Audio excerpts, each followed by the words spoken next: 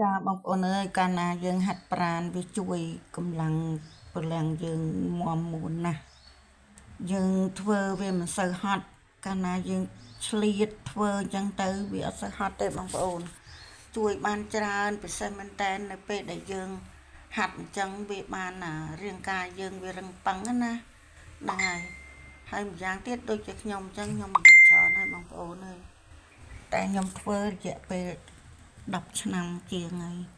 អញ្ចឹងខ្ញុំវាបានផលច្រើនពិសេសមែនតើនៅពេលដែលយើងធ្វើហ្នឹងរាងកាយយើងដូចជាមានសន្ទុះនិងមានកម្លាំងពេលដែលយើងធ្វើការពីថ្ងៃរៀងហត់ណាអើយគ្មានកម្លាំងធ្វើទេដល់ពេលយើងទៅចូលទៅដល់ឃើញសកម្មភាពហាត់អញ្ចឹងទៅហាត់តិចតិចមុនដំបូងយើងធ្វើតិចតិចសិនយើងកម្ដៅសាច់ដុំអីតិចតិចអីហើយដូចយើងថាបញ្ជូនកម្លាំងឲ្យយើងកាន់តែមានកម្លាំងថែមអញ្ចឹងណាវាមិនមែនចេះតែថា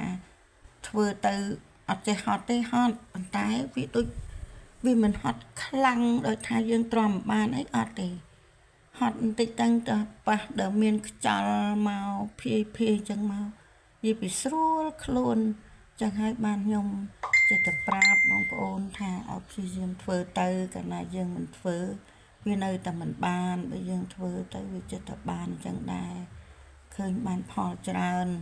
សុខភាពរាងកាយយើងក៏កាន់តែល្អឡើងដែរដូចខ្ញុំអញ្ចឹងខ្ញុំអត់ដែលលេបថ្នាំថា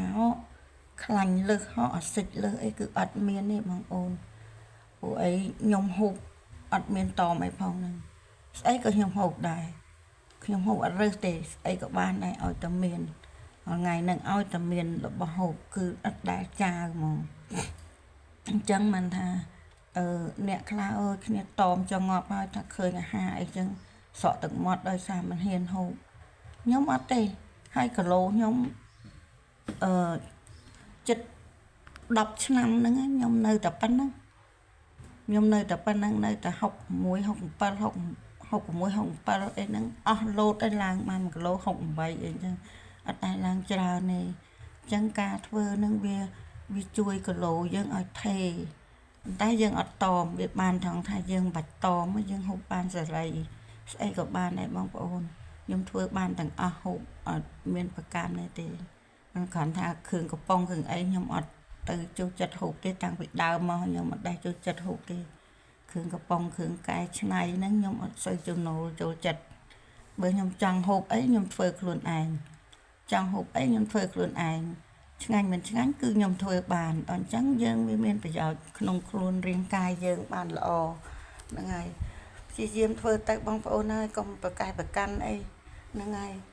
អរគុណច្រើនបងប្អូនទាំងអស់គ្នាហើយវីដេអូខ្ញុំក៏វាមិនមានអីច្រើនចែកម្លែកដែរមានតែពីចែកម្លែកតែពីសុខភាពទេហ្នឹងហើយជួយ follow ជួយ comment ជួយ share ម្នាក់មួយផងណាបង